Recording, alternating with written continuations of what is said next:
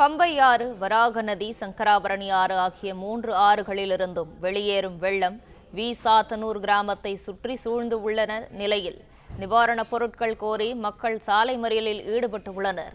இதுகுறித்தான கூடுதல் விவரங்களை செய்தியாளர் ராஜகுமரன் வழங்க கேட்கலாம். வணக்கம் ராஜகுமரன், விவரங்கள் என்ன பதிவு பண்ணல? விழுப்புரம் மாவட்டம் முழுவதும் வெள்ளக்காடாக இருக்கும் நிலையில் இப்பொழுதும் பல நூறு கிராமங்களில் என்ன நடந்திருக்கின்றது என்று உள்ளே சென்று பார்க்க முடியாத அளவிற்கு வெள்ளம் சூழ்ந்திருக்கின்றது. அப்படியான கிராமங்களில் ஒன்றாகத்தான் சாத்தனூர் இருக்கின்றது. இந்த கிராமத்தை பொறுத்தவரை ஆறுகள் பல 3 ஆறுகளில் இருந்து வரக்கூடிய வெள்ள நீர் வடிந்து வருவதன் காரணமாக ஊருக்கு உள்ளே யாருமே செல்ல முடியாத சூழலில் இருக்கிறது. ஆறு, வராக நதி, சங்கராபுரம் ஆறு இவற்றினுடைய வெள்ள நீர் முழுவதுமாக அந்த என்கின்ற கிராமத்தை சுற்றி சூழ்ந்துள்ளதாக கூறப்படுகின்றது. நேற்று காலை அந்த கிராமத்தை சார்ந்த சில பெண்கள் கூலி வேலைக்காக ஊரை விட்டு வெளியில் வந்திருக்கின்றார்கள். நேற்று மாலை அந்த பகுதிக்கு அவர்கள் திரும்பிய நிலையில் முக்கிய சாலையிலிருந்து ஊர் பகுதிக்கு நடந்து செல்ல முடியாத அளவிற்கு வெள்ளம் பெருக்கெடுத்து ஓடி இருக்கின்றது.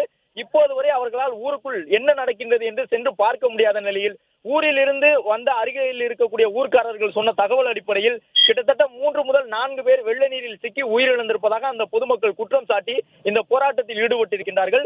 ஊரை விட்டு நேற்று காலை கூலி வேலைக்காக வந்த தங்களால் ஊருக்கு உள்ளே செல்ல முடியவில்லை எனவும் தங்களுடைய வீட்டில் இருக்கக்கூடிய முதியவர்கள் ஆடு மாடுகளுடைய நிலை என்னவாயிற்று என்று தெரியவில்லை என்றும் கூறி திருச்சி சென்னை தேசிய நெடுஞ்சாலையில் சாலை மறியலில் ஈடுபட்டு வருகின்றார்கள்.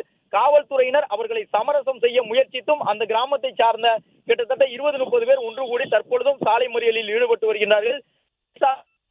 உள்ளே செல்ல மீட்பு குழுவினரும் தொடர்ந்து முயற்சித்து வருகின்றார்கள். ஆனால் வெள்ளம் 3 நதி பெருக்கெடுத்து ஓடுவதன் காரணமாக அந்த சாத்தனூர் கிராமத்திற்கு மீட்பு குழுவினர் கூட தற்போது வரை உள்ளே செல்ல முடியவில்லை. அந்த கிராமத்தினுடைய சூழல் என்ன என்பதும் இப்போது வரை அதிகாரப்பூர்வமாக தெரியவில்லை. இந்த மக்கள் 4 பேர் வெள்ள நீரில் மூழ்கி உயிரிழந்து விட்டதாக கூறினாலும் அதை உறுதிப்படுத்தக்கூடிய அளவிற்கு அந்த ஊரில் இருந்து எந்த விதமான அதிகாரப்பூர்வ தகவலும் வரவில்லை. எனவே காவல்துறையினர் மீட்பு குழுவினர் உள்ளே செல்வதற்கான முயற்சியிலே தற்பொழுது ஈடுபட்டுள்ளனர்.